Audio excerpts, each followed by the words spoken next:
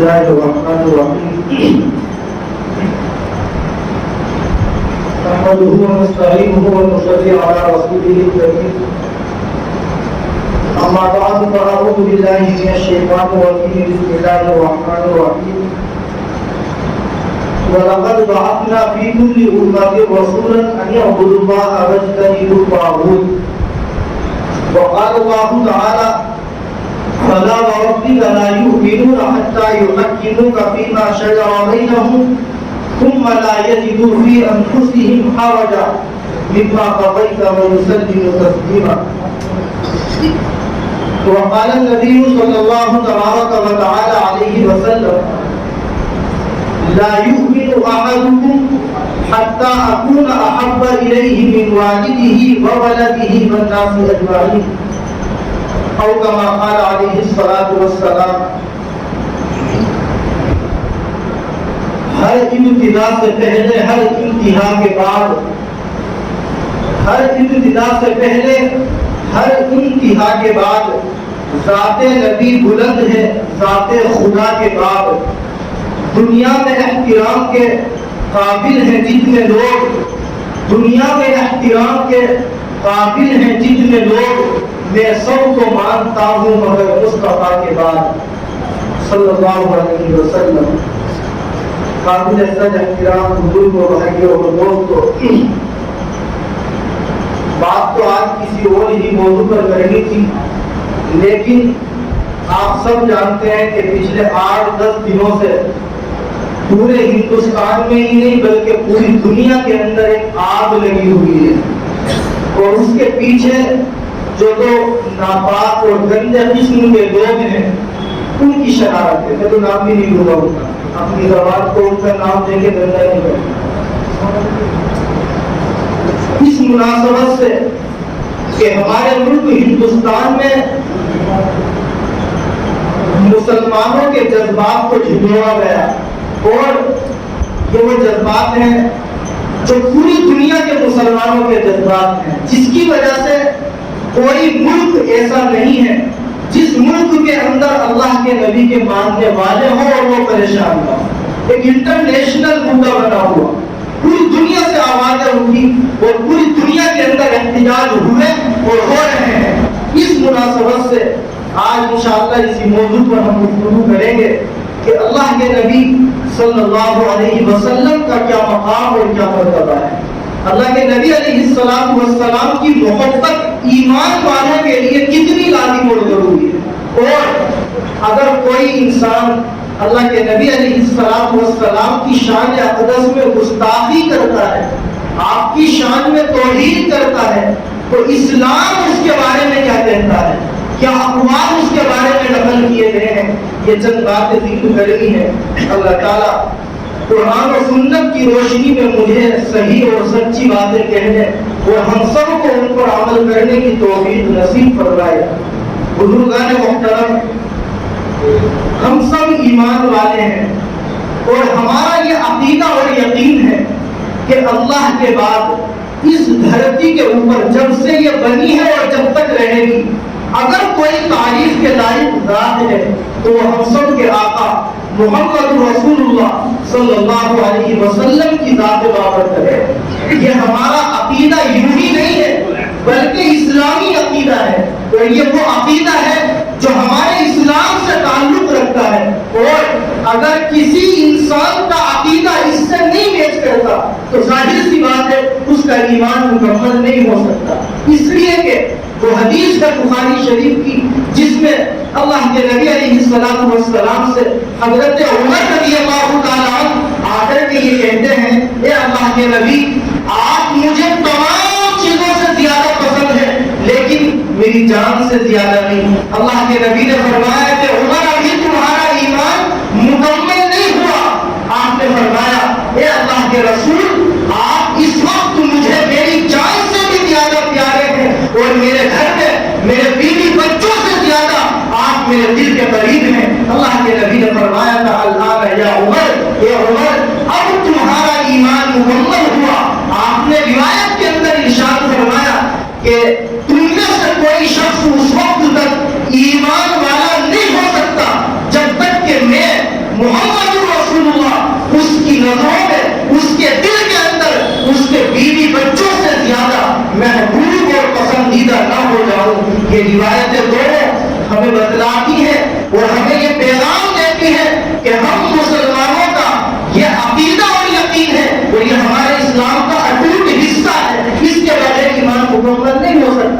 کہ اللہ کے بعد اگر ہمارے سب سے زیادہ کوئی دلوں کے قریب ہے تو وہ ہم سب کے آقا محمد رسول اللہ صلی اللہ علیہ وسلم کی ذات بابر کرتے ہیں۔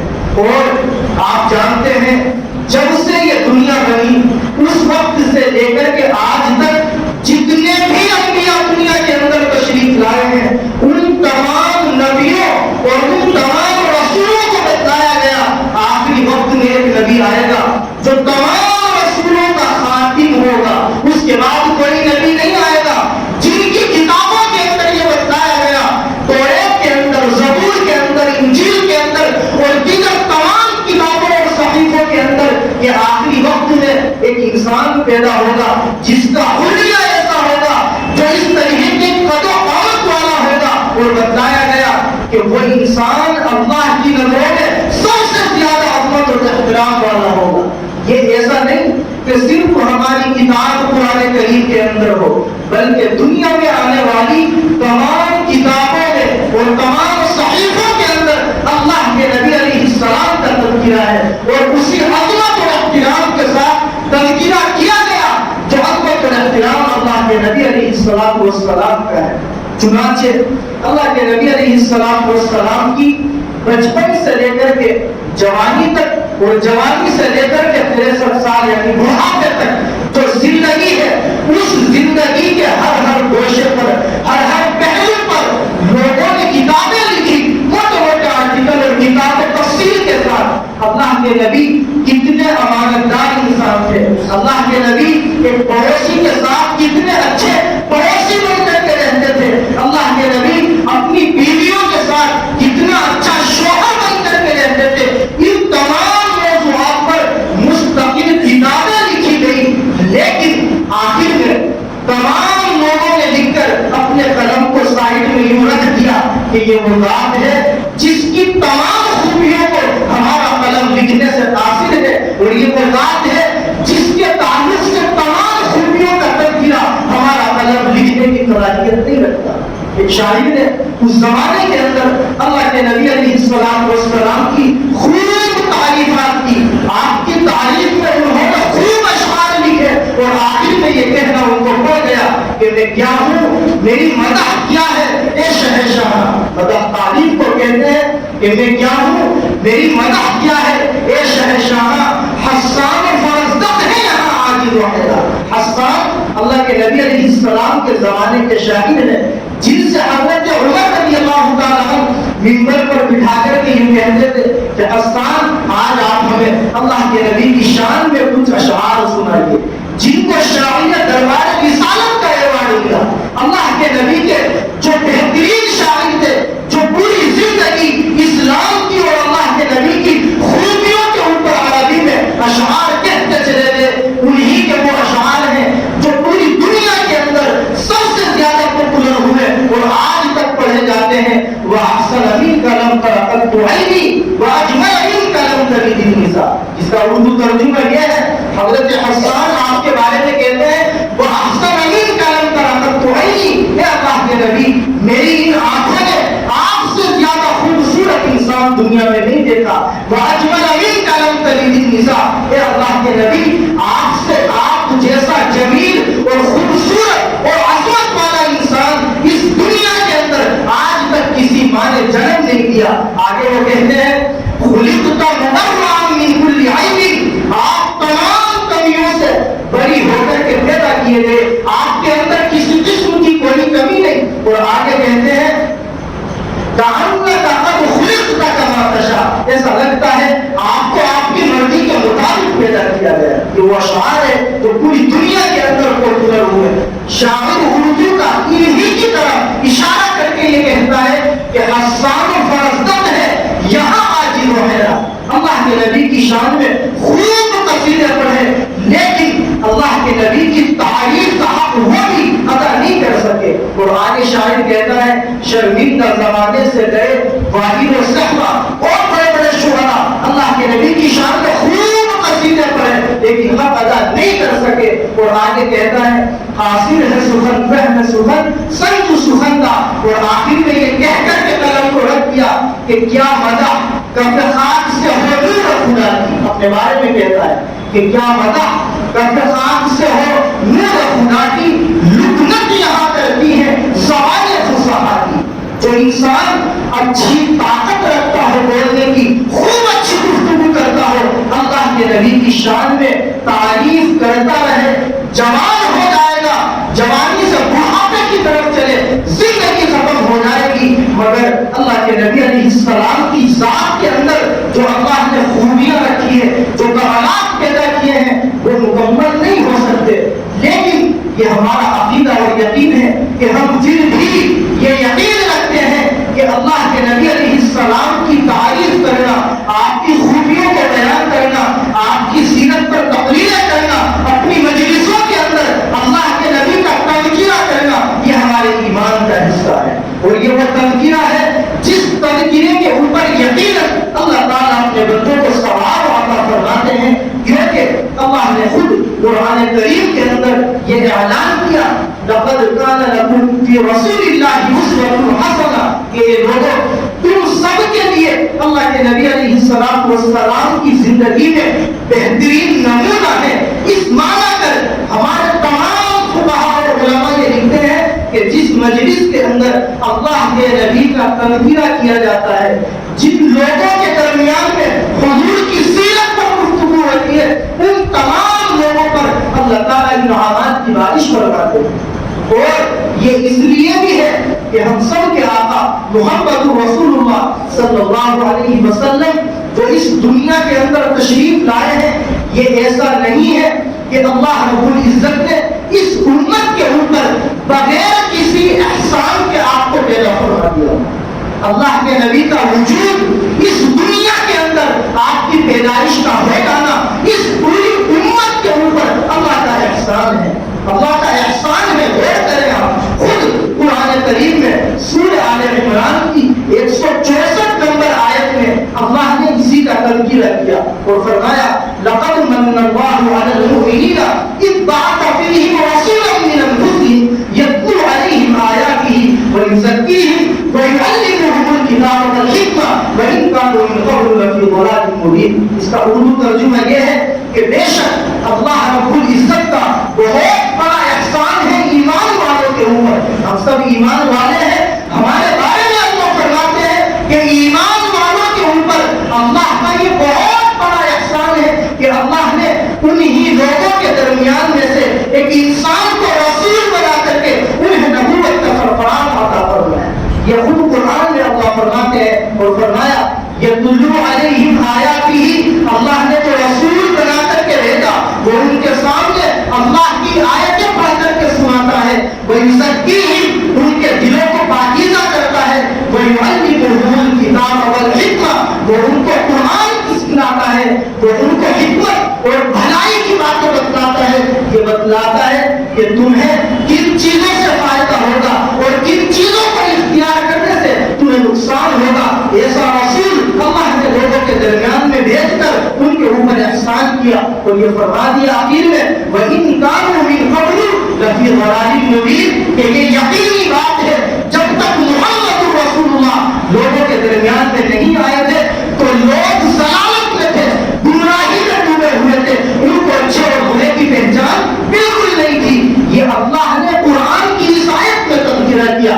آپ سمجھیں پہلی بات کہ اللہ کے نبی کا اس دنیا میں تشریف لے آنا, ہمارے درمیان میں اللہ کا اپنے رسول کو بھیج دینا, یہ اللہ کا ہم تمام ایمان والوں کے اوپر وہ احسان ہے جس کا ہم شکریہ ادا قیامت کی صبح تک نہیں کر سکتے. یہ خود قرآن کریم میں اللہ رب العزت نے ہمیں بتلایا.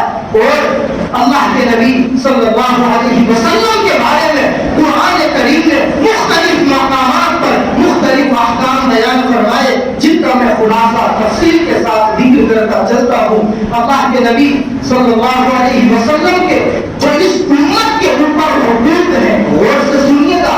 جیسے ایک باپ کا اپنے بیٹے کے اوپر حق ہوتا ہے اور باپ سمجھتا ہے کہ میرا یہ حق ہے کہ میرا بیٹا کمائی کر کے مجھے کھلائے, جیسے باپ یہ سمجھتا ہے کہ میرے بیٹے کے اوپر میرا یہ حق ہے کہ وہ مجھے گھر کے اندر عزت عطا کرے, ایسے ہی قرآن یہ کہتا ہے کہ اللہ کے نبی علیہ السلام کے اس امت کے تمام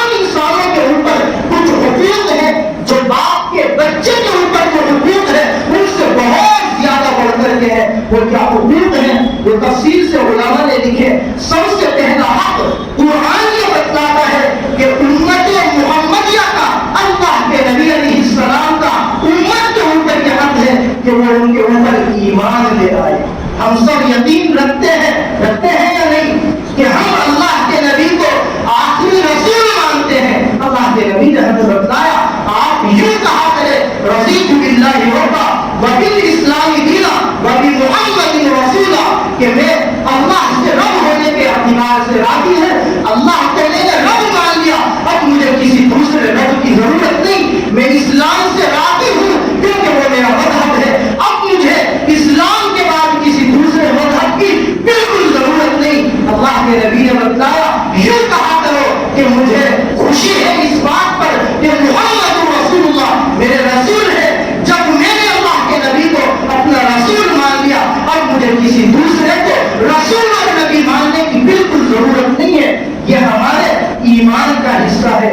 آپ سب پڑھتے ہیں لا الہ الا اللہ محمد رسول اللہ۔ اگر کوئی انسان اللہ کے بارے میں کہتا ہو کہ اللہ ایک ہے، اس کا کوئی شریک نہیں، لیکن وہ یہ کہے کہ صاحب مجھے اللہ کے نبی کے رسول ہونے پر شک ہے، اس شک آتے ہی تمام علماء لکھتے ہیں اس کا ایمان ختم ہو جائے۔ وَرَفَعْنَا لَكَ ذِكْرَكَ، قرآن نے بتلایا اے محمد ہم نے آپ کا تذکرہ بلند کر دیا، اور کتنا بلند ہوا؟ 1400 سال پہلے عرب میں اللہ کے نبی پیدا ہوئے، آج ہم ان کے اوپر کوئی انگلی اٹھاتے، ان کی شان میں گستاخی کرتے، اس کی جان لینے کو آ جاتے ہیں۔ یہ ہے محبت رسول۔ اور ہم جانتے ہیں ایک وہ آدمی جو نمازوں کی پابندی نہ کرتا ہو، ایک وہ آدمی جو روزے کبھی رکھ لیے کبھی چھوڑ دیے، اسلام کے احکام پر مکمل عمل نہ کرتا ہو، اپنے باپ کو گالیاں سننا برداشت کر لے گا، آپ اس کی ماں کو گالی دے وہ برداشت کر لے گا، لیکن وہی انسان اگر اس کے نبی کی شان میں کوئی گستاخی کر لے، آپ یقین کریں وہ جان تو دے دے گا، لیکن اللہ کے نبی کے بارے میں کوئی کمزور جملہ وہ ایمان والا بھی برداشت نہیں کر سکتا جو دیکھنے میں احکام اسلام پر عمل نہیں کرتا۔ یہ ہے لا الہ الا اللہ محمد رسول اللہ، یہی ہے جس کے بغیر ہمارا ایمان مکمل نہیں ہو سکتا۔ دوسرا حق اللہ کے نبی علیہ السلام کا پوری امت مسلمہ کے اوپر یہ ہے کہ وہ امت اللہ کے نبی علیہ السلام کا ادب کرے اور آپ کا احترام کرے۔ ادب اور احترام کتنا ضروری ہے خود قرآن کریم نے ہمیں بتلایا۔ سورہ حجرات کی آیت نمبر 1 اور 2 کے اندر یا ایھا الذین آمنوا لا تقدموا بین یدی اللہ ورسولہ، اور اسی آیت میں آگے بڑھے تو فرمایا یا ایھا الذین آمنوا لا ترفعوا اصواتکم فوق صوت النبی ولا تجهروا له بالقول كجهر بعضکم لبعض ان تحبط اعمالکم وانتم لا تشعرون۔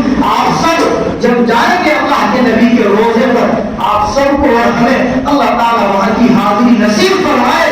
وہاں اللہ کے نبی کے روزے مبارکہ پر جو آیت کریمہ لکھی ہوئی ہے وہ یہی آیت ہے یا ایھا الذین آمنوا لا ترفعوا اصواتکم فوق صوت النبی، کہ اے ایمان والو تم اپنی آوازوں کو اللہ کے نبی کے سامنے بلند مت کرو۔ یہ اللہ کے نبی کا ادب اور ان کا احترام ہے اس امت کے تمام انسانوں کے اوپر کہ وہ اللہ کے نبی جب تک زندہ تھے اس وقت میں آپ کے سامنے اتنی زور سے نہ بولے کہ اللہ کے نبی کی شان میں گستاخی ہو جائے۔ اور قرآن نے صاف لفظوں میں بتلا دیا اگر تم آپس میں جس طریقے سے ایک دوسرے کو زور سے بلاتے ہو، ایک دوسرے کے سامنے نام لے کر کے بولے جاتے ہو، اگر تم نے ہمارے محمد کے سامنے اس طریقے کی حرکت کر لی، قرآن یہ کہتا ہے ان تحبط اعمالکم وانتم لا تشعرون، تمہاری تمام نیکیاں اللہ ختم فرما دیں گے اور تمہیں پتہ بھی نہیں چلے گا۔ گالیاں دینا، آپ کی بیوی کے بارے میں اچھے جملے کہہ دینا، یہ تو ہے گئی بہت دور کی بات۔ قرآن نے بتایا جیسے تم ایک دوسرے کے سامنے زور سے بول جاتے ہو، ہمارے محمد کے سامنے تمہیں زور سے بولنے تک کی اجازت نہیں۔ یہ وہ ادب اور احترام ہے جو قرآن نے ہم اللہ کے نبی کے ماننے والوں کو بتایا۔ تیسرا حق اللہ کے نبی علیہ السلام کا اس پوری امت محمدیہ کے اوپر یہ ہے کہ یہ اللہ کے نبی علیہ السلام سے سچی اور دلی محبت کرے. یہ وہی محبت ہے جس کے بارے میں نے شروع میں حدیث پڑھی. حضور نے فرمایا لا یؤمن احدکم حتی اکون احب الیہ من والدہ وولدہ والناس اجمعین. کے لوگوں تم میں سے کوئی اس وقت تک ایمان والا نہیں ہو سکتا جب تک کہ میں اس کی نظروں میں, اس کے دل کے اندر, اس کے والد سے, اس کے لڑکے سے, اس کی اولاد سے, والناس اجمعین اور دنیا کے تمام لوگوں سے زیادہ پسندیدہ نہ ہو جاؤں. اور وہ روایت میں نے پڑھی اللہ کے نبی علیہ السلام سے حضرت عمر رضی اللہ تعالی عنہ سے اس موقع پر فرمایا جب آپ نے یہ کہا تھا لَأَنْتَ أَحَبُّ إِلَيَّ مِنْ كُلِّ شَيْءٍ إِلَّا مِنْ نَفْسِي. حضرت عمر کہتے ہیں اے اللہ کے نبی آپ میرے نزدیک دنیا کی تمام چیزوں سے زیادہ محبوب ہیں لیکن میری جان سے زیادہ محبوب نہیں. آپ نے فرمایا تھا کہ نہیں اے عمر تمہارا ایمان اس وقت تک مکمل نہیں ہو سکتا جب تک کہ میں تمہارے نزدیک تمہاری جان سے بھی زیادہ پیارا نہ ہو جاؤں. آپ نے فوراً فرمایا تھا اے اللہ کے رسول الآن اب آپ میری نظروں میں میری جان سے بھی زیادہ پسندیدہ ہے. اس کے بعد حضور نے فرمایا تھا الآن یا عمر, اے عمر اب تمہارا ایمان مکمل ہوا. ایک صحابی اللہ کے نبی علیہ السلام کی خدمت میں آئے اور کہنے لگے اے اللہ کے رسول متی الساعہ, قیامت کب آئے گی؟ آپ نے فرمایا مسکراتے ہوئے متا اما عادت کر رہا, ایسا لگتا ہے کہ شاید تم نے قیامت کے لیے تیاریاں کر لی. آپ بتائیے کیا تیاریاں کر رکھی ہے؟ انہوں نے کہا اے اللہ کے رسول ما عادت لها بكثير من الصلاة والصيام. اے اللہ کے نبی میں زیادہ نمازیں نہیں پڑھتا, بہت زیادہ نفلی روزے بھی نہیں رکھتا, ولكني احبك یا رسول اللہ, لیکن اے اللہ کے نبی میں دل سے آپ کو محبت کرتا ہوں. اللہ کے نبی نے ہم جیسے گنہگاروں کا مسئلہ حل کیا اور قیامت تک آنے والے مسلمانوں کے بارے میں بتلا دیا المرء مع من احب. انسان قیامت کے دن اسی کے ساتھ میں ہوگا جس سے اس نے محبت کی ہوگی. ہم سب اللہ کے نبی سے محبت کرتے ہیں اور اپنی جان سے زیادہ کرتے ہیں. یہ کرتے ہیں یا نہیں کرتے؟ ہمیں اس حدیث کی بنیاد پر یقین ہے کہ اللہ کے نبی علیہ السلام کی معیت, آپ کی صحبت ہمیں جنت کے اندر انشاءاللہ اس محبت پر ضرور نصیب ہوگی. اور دعا کرے اللہ ہم سب کو وہ سچی محبت عطا فرمائے جو سچی محبت اللہ اپنے نبی کے تعلق سے چند گنے چنے لوگوں کو عطا فرماتے ہیں. یہ جو گستاخی ہوئی ان دو نالائق لوگوں نے, میں تو نام بھی نہیں لیتا, اپنی زبان گندی نہیں کرتی, ان کے نام لے گئے. یہ کوئی نئی بات نہیں ہے. آپ کو میں بتلا دوں وقت کی اتنی اجازت نہیں دیتا کہ تفصیل سے بات کروں. جس وقت اللہ کے نبی محمد تھے, رسول اللہ نہیں بنے تھے, پورا مکہ اللہ کے نبی کے بارے میں کیا کہتا تھا؟ صادق و مصدوق. اے اللہ کے نبی آپ سچے انسان ہیں, آپ کو کبھی جھوٹ بولتے نہیں دیکھا, آپ امانت دار انسان ہیں, کبھی آپ نے امانت میں خیانت نہیں کی. جیسے ہی آپ 40 سال کے ہوئے آپ نے لوگوں سے کہا قولوا لا الہ الا اللہ تفلحون, لوگوں کو ایمان کی دعوت دی. آپ بتلائیے سب سے پہلے جس نے اللہ کے نبی پر اٹیک کیا وہ کون تھا؟ آپ کا سگا چچا ابو لہب, جس کے بارے میں تب تک یہ کہا ابی لہب کو کب نازل ہوئی, اپنے ہاتھ میں پتھر اٹھا کر کے یوں کہا تھا کہ اے محمد تبت کا لہٰذا جمع کرا, تیرا ناز ہو, کیا تم نے صرف اتنی سی بات بتلانے کے لیے ہمیں یہاں جمع کیا تھا؟ سب سے پہلے آپ کے سگے چچا نے جو آج سے پہلے مکمل 40 سال آپ کو اپنے سینے سے لگانے والے چچا تھے, صرف ایمان کی دعوت دیتے ہی آپ کے جانی دشمن ہو گئے. وہ لوگ جو کہتے تھے کہ اگر اختلاف ہوگا خاندان میں تو اگر کسی کی بات ہمیں ماننی ہوگی تو وہ محمد ہے. آج وہی لوگ جو اپنے مسائل اللہ کے نبی سے حل کرواتے تھے, نبوت کا اعلان کرتے ہی آپ کے جانی دشمن ہوئے. انہوں نے تو گالیاں دی, آپ کو مارا گیا, ستایا گیا, مکے کے اندر, خانہ کعبہ کے اندر حضور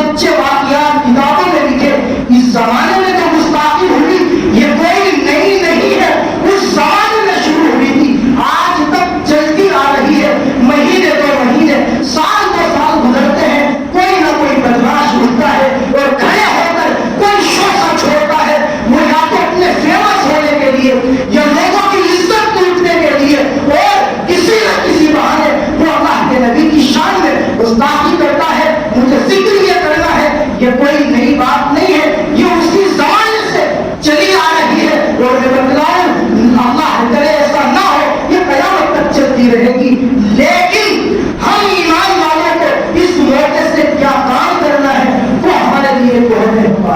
ہمیں یہ کرنا ہے آواز قانون کے دائرے میں رہتے ہوئے جو حکومت ہند کا بنایا ہوا قانون ہے، جو سنویدھان ہے، وہ ہمیں اجازت دیتا ہے۔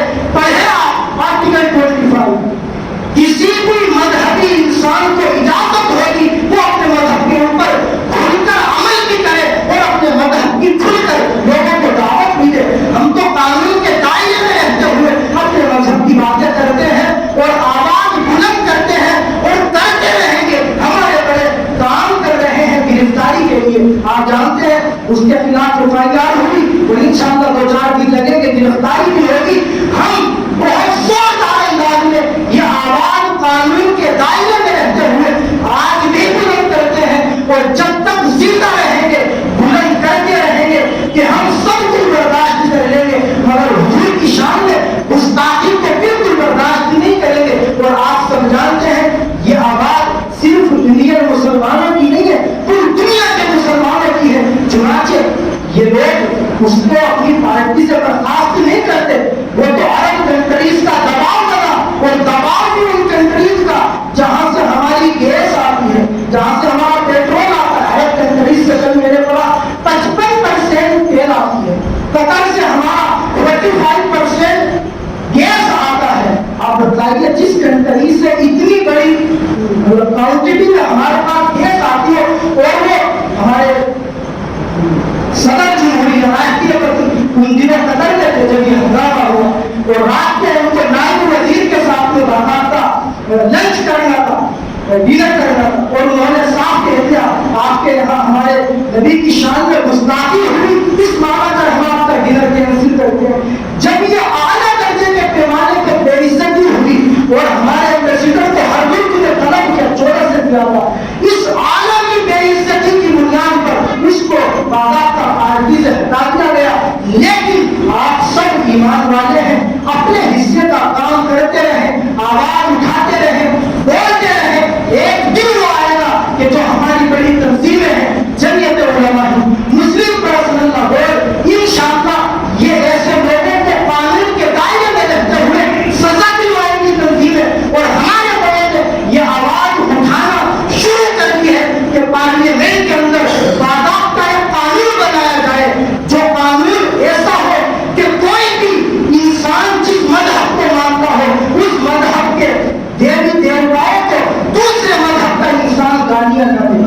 ہم دوسروں کا سمان کریں، وہ ہمارے بڑے کا سمان کرے۔ ایسا قانون بنانے کی آوازیں اٹھ رہی ہیں اور اٹھتی رہیں گی، اور انشاءاللہ آپ سب دعا کریں، اپنے حصے کا کام کریں۔ یہ قانون بنانا پڑے گا ان لوگوں کو، لیکن ضرورت ہے آپس میں ہمیں متحد ہو کر کے آواز بلند کرنے کی۔ اور اللہ ہم سب کو غازی علم دین جیسا عاشق رسول بنائے۔ میرا دل چاہتا ہے کہ جب میں اس موضوع پر بات کروں تو ان کا واقعہ ذکر کیے بغیر بات کو مکمل نہ کروں۔ آپ چند منٹ میں ان کا قصہ سنیں اور اندازہ لگائیں کہ اللہ کے نبی علیہ السلام کی محبت جب کسی کے دل کے اندر اتر جاتی ہے وہ سب کچھ برداشت کر لیتا ہے۔ اللہ کے نبی کی شان میں کوئی نامناسب جملہ وہ مسلمان برداشت نہیں کر سکتا۔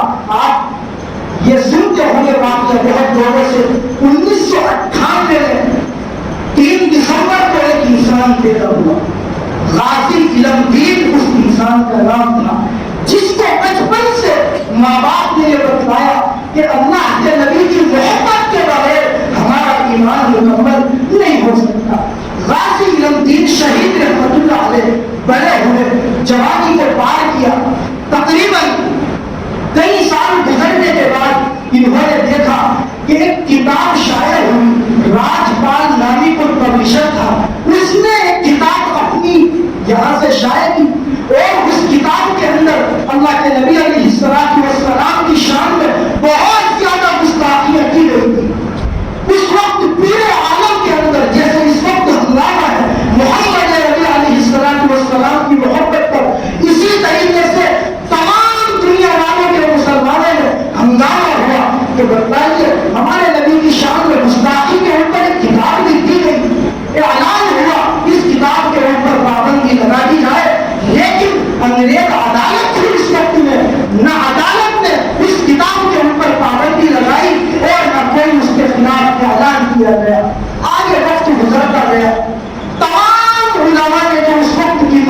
तंजीमें थी, मुत्तहिद होकर ये सबसे अहम चीज है, मुत्तहिद होकर के ये ऐलान किया कि जब तक इस राजपाल नामी इंसान को गिरफ्तार नहीं किया जाएगा उस वक्त तक हम खामोशी से नहीं बैठेंगे। चुनाचे गाजी इलमुद्दीन शहीद रहमतुल्लाह अलैह अल्लाह के नबी की दिल में मोहब्बत रखते थे, खड़े हुए चाकू लिया और राजपाल को तलाश करते हुए ढूंढते हुए बढ़ते गए। कहीं राजपाल से उनकी मुलाकात हुई, ढूंढ लिया, किसी तरीके से उसके करीब पहुंचे और उसको कत्ल कर डाला, सिर्फ इस वजह से कि उसने वो किताब शाये की थी जो अल्लाह के नबी की गुस्ताखी पर मुश्तमिल थी, उसको कत्ल कर दिया। कत्ल करने के बाद अदालत से आपको सजा हुई। आप देखिएगा कि कितने आलमगीर थे और कितने आला दर्जे के मोहब्बत रसूल के दीवाने थे। जब ये एक रास्ते से गुजर रहे थे, अदालत में इनकी पेशी थी, मैं मुख्तसरन इस वाक़ये को जिक्र करूंगा, तो उस रास्ते पर एक मजसूब था जिसे हम दीवाना कहते हैं, पागल, जिसके बारे में लिखा, कभी उसने कुछ बोला भी नहीं था। जब उसको पता चला कि इस रास्ते से गाजी इलमुद्दीन को कोर्ट में ले जाया जाएगा, वो पागल अपने घर से झाड़ू लाया और रास्ते को साफ करने लगा। कोई उसके करीब आया कि तू तो पागल है, तुझे खाने का, पीने का, पेशाब पाखाने का पता नहीं, तू रास्ता क्यों साफ कर रहा है? उसने कहा तुम जानते नहीं, मुझे मोहम्मद रसूलुल्लाह ने ख्वाब में आकर के बतलाया इस रास्ते से मेरा दीवाना आएगा, मैं इसलिए इस रास्ते को साफ कर रहा हूँ। लिखा है इससे पहले कभी वो खोला नहीं था, आज अल्लाह ने उसको ज़बान अता की और रास्ता साफ किया। और आखिर में उसने ये अल्फाज कहे, जैसे एक मैदान के अंदर दो तलवारें नहीं रह सकती, ऐसे ही एक शहर के अंदर दो आशिक़े रसूल नहीं रह सकते। और ये कहकर के वो मजसूब और दीवाना इंतकाल कर गया। लाहौर की जेल के अंदर गाजी इलमुद्दीन रहमतुल्लाह अलैह को गिरफ्तार किया गया। उस वक्त के बहुत बड़े बैरिस्टर थे फर्रुख हुसैन साहब रहमतुल्लाह अलैह, और आप जानते हैं मोहम्मद अली जिन्ना को। ये दोनों हजरात कोर्ट में पहुंचे, इनके बारे में ऐलान कर दिया गया इनको फांसी की सजा दी जाएगी क्योंकि इन्होंने राजपाल नामी इंसान को कत्ल किया था। ये दोनों मुतला बैरिस्टर फर्रुख हुसैन और मोहम्मद अली जिन्ना जब अदालत में पहुंचते हैं, हाई कोर्ट की अदालत में, तो उन्होंने जाकर के कान में उससे यूं कहा कि गाजी तुम ये कह देना कि जिस वक्त मैंने उसको कत्ल किया था मैं होश में नहीं था। आप गाजी का वाकया सुने और उनका वो जुमला सुने जो पूरी दुनिया के मुसलमानों को अपने दिलों में लिख लेना चाहिए।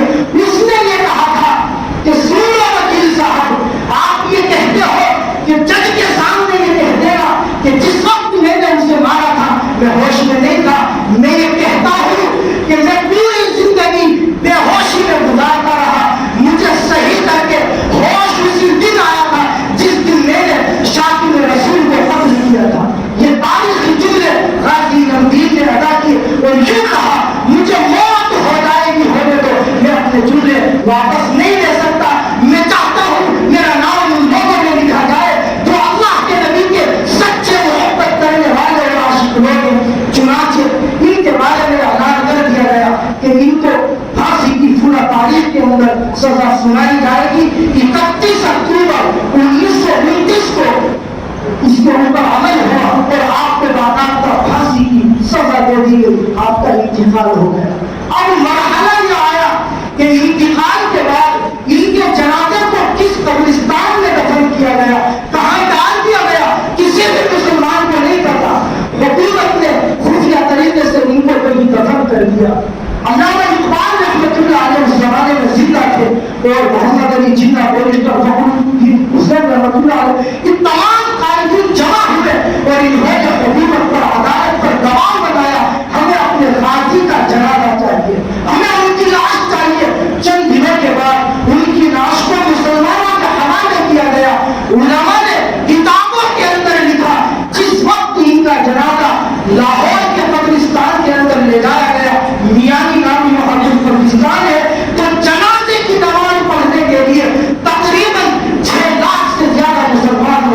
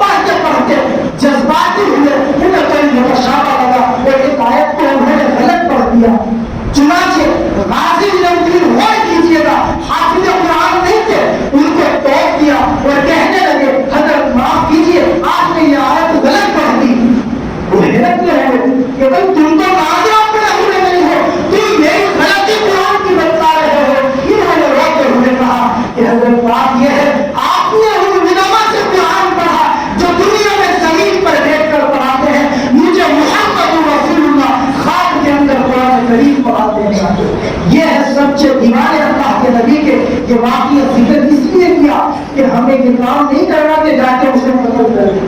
ہمیں قانون کی لڑائی لڑنی ہے اور چند دنوں میں آپ سنیں گے انشاءاللہ اس کو سزا ہوگی. لیکن اللہ کے نبی علیہ السلام کی محبت ہمارے دلوں میں اس درجے اترنی چاہیے کہ اگر ہم دنیا کے اندر ماں باپ کو کوئی گالی دے تو ایک دفعہ پہ برداشت کر لے, محمد رسول اللہ کی رسالت پر کوئی دھبا ہے ہم جان کو دے دیں گے, لیکن اس کو بالکل برداشت نہیں کریں گے. یہ چند پوری ہوئی باتیں اللہ کے نبی کی محبت اور ان کے حقوق سے متعلق ذکر ہوئی. دعا کرے اللہ ہم سب کے دلوں میں اتار دے اور اللہ کے نبی کی سچی محبت اللہ ہم سب کو عطا فرمائے اور ان کی شریعت پر ہمیں عمل کرنے کی توفیق اور رحمت فرمائے. وآخر دعوانا الحمد للہ رب العالمین.